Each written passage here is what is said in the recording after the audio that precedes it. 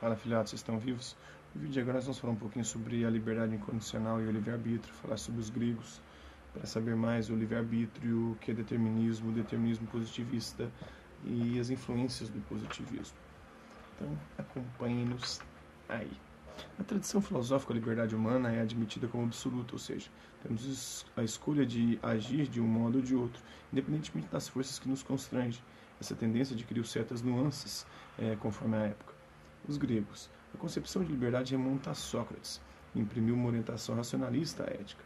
Para ele, virtudes, como a justiça, a fortaleza, a temperança, a prudência, dependem do conhecimento que delas temos. Agimos bem quando conhecemos a virtude e mal quando a ignoramos. Desse modo, alguém é corajoso quando a razão o orienta a enfrentar os desafios e não se acovardar. A posição intelectualista de Sócrates é criticada por ter desconsiderado a vontade humana como elemento capaz de contrariar a disposição racional para o bem. E aí a visão é bem limitada de liberdade para eles, sem a noção de vontade.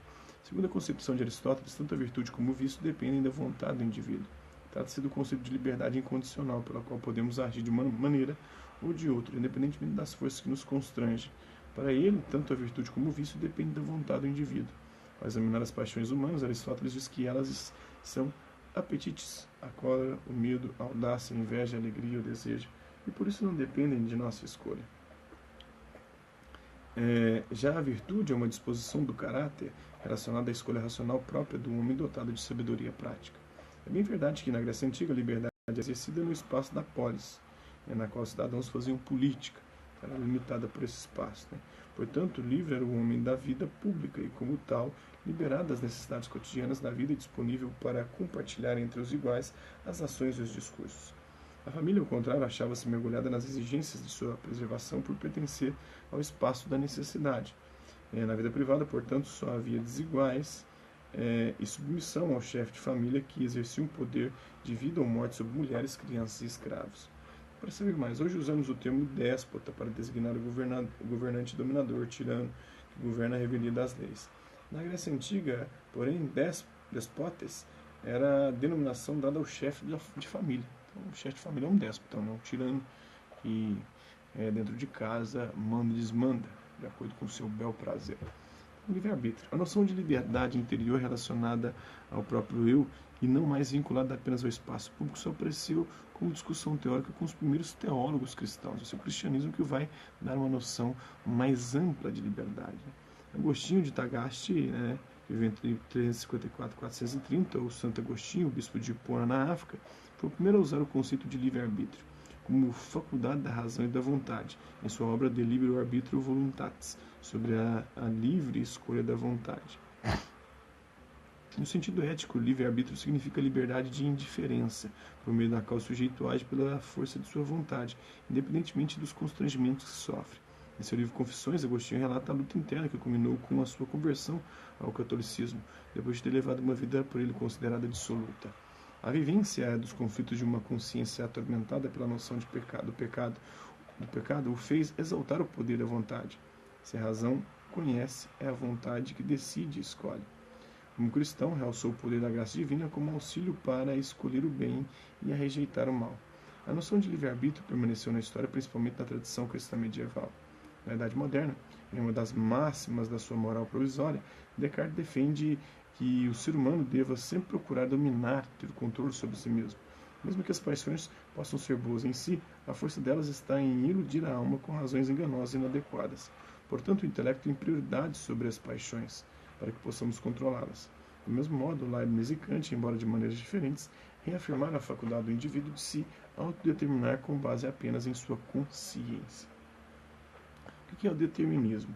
Outra posição referente à liberdade, mas contrária ao livre-arbítrio, é a do determinismo. Segundo o determinismo científico, tudo que existe tem uma causa, o que garante a validade das leis científicas, que se sustentam pela forte probabilidade de certas causas produzirem sempre os mesmos efeitos. Por exemplo, uma barra de ferro sempre se dilata com o aquecimento. A dilatação é um efeito inevitável que não pode deixar de ocorrer. Além da descoberta das leis, o determinismo da natureza permite que possamos desenvolver a tecnologia, que é a virtude. Do grego aletheia, originalmente o conceito teve um duplo significado, físico e moral. Fisicamente tem virtude quem é corajoso, valoroso. Moralmente é a força da alma que tende para o bem. é um determinismo positivista. Não demorou para que o determinismo, conceito básico para a explicação das leis da ciência da natureza, passasse também a ser usado para compreender os fenômenos humanos. Segundo o filósofo francês Auguste Comte, que viveu entre 1798 e 1857, principal expoente da doutrina positivista, o espírito humano teria passado por 3 estágios, ou 3 fases: o estágio teológico, metafísico e positivo. Este último seria o estágio de maturidade intelectual, quando é atingido o conhecimento científico, por ele considerado superior. Como vimos em aulas anteriores, a metafísica da modernidade, o termo positivo significa para Comte o conhecimento que pode ser comprovado pela experiência e permite enunciar leis universais. Portanto, para que a ciência sociológica se tornasse positiva, deveria recorrer ao método das ciências experimentais. Comte apenas forneceu os parâmetros para a nova sociologia, indicando a necessidade de serem examinados cientificamente os fundamentos da inteligência e da moral. Admitia também que o estudo das paixões ajudaria a evitar as turbulências que sempre perturbaram as ações humanas. Para Hippolyte Taine, discípulo de Comte, toda a vida humana social depende de 3 fatores: a raça, o meio e o momento. Portanto, o ato humano não é livre, mas causado por esses fatores, dos quais não pode escapar. Se nossos atos são motivados sem que conheçamos o que nos mobiliza a agir, a liberdade humana não passaria de uma ilusão. Então, as influências do positivismo. A concepção determinista do comportamento humano refletiu-se em diversos campos, por exemplo, na literatura e na psicologia. A literatura do século XIX privilegiou a estética naturalista, responsável por inúmeros exemplos de comportamentos humanos decorrentes de fatores determinantes. O romancista francês Émile Zola afirmava que o romance experimental era uma consequência da evolução científica, cabendo-lhe continuar e completar a fisiologia. Em suas obras, apresenta o ser humano natural, submetido às leis físico-químicas e determinado pelas influências do meio. Outra influência positivista foi nos métodos das ciências humanas, que então se constituía acompanhando o modelo da ciência da natureza. A psicologia comportamentalista norte-americana foi herdeira da visão determinista, admitindo que o ser humano tem apenas a ilusão de ser livre, porque na verdade desconhece as causas que atuam sobre ele. Tem uma pintura da Naná de 1877, pintura de Edouard Manet. Essa tela impressionista de Edouard Manet foi recusada no Salão Oficial de Paris por retratar uma prostituta de luxo em trajes íntimos, observada por seu amante.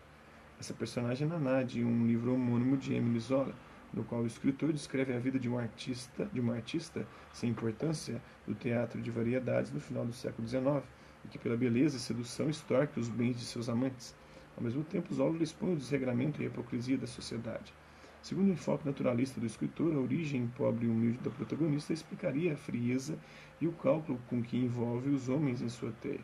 Ao mesmo tempo, percebemos nessa literatura a mudança na concepção da heroína, do romance que, de mulher frágil e dependente, surge como a destruidora de lares. Seria preciso esperar mais tempo para que a figura feminina fosse vista além desses 2 polos excessivamente simplificadores. Comente com colegas mudanças que já ocorreram nesse âmbito nos dias atuais. Então, a indagação visa discutir o que mudou no mundo de hoje, o que continua semelhante, e também como essas conquistas variam conforme a cultura ou mesmo certos grupos. Pode separar nos trajes dos protagonistas em comparação com a liberdade das relações contemporâneas, inclusive com a exposição pela mídia como nas novelas de TV. A liberação sexual iniciada na segunda década do século XX tornou os namoros mais íntimos, modificou a noção de escândalo. Esses relatos virão com comentários sobre a aceitação ou rejeição dos novos costumes. Um dos principais representantes desse pensamento foi o psicólogo Burrhus Skinner. Ao lado de suas obras científicas baseadas em experimentos com animais, escreveu o romance Walden 2, uma utopia em que todos os atos humanos seriam cientificamente planejados e controlados. Assim ele diz: em certo sentido, Walden 2 é predeterminada, mas não como é determinado o comportamento de uma colmeia. A inteligência, não importa quanto seja modelada e ampliada por nosso sistema educacional, ainda funcionará como inteligência. Será usada para descobrir soluções para problemas, aos quais uma colmeia rapidamente sucumbiria. O que o plano faz é manter a inteligência no caminho certo, antes para o bem da sociedade do que para o indivíduo inteligente. Eu nego que liberdade sequer existe. Devo negá-lo, meu programa seria absurdo. Não se pode ter uma ciência sobre um assunto que salte caprichosamente. Talvez não possamos nunca provar que o homem não é livre. É uma suposição, mas o sucesso crescente de uma ciência do comportamento torna isso cada vez mais plausível. Então tá Burro Skinner em Walden 2, Uma Sociedade do Futuro.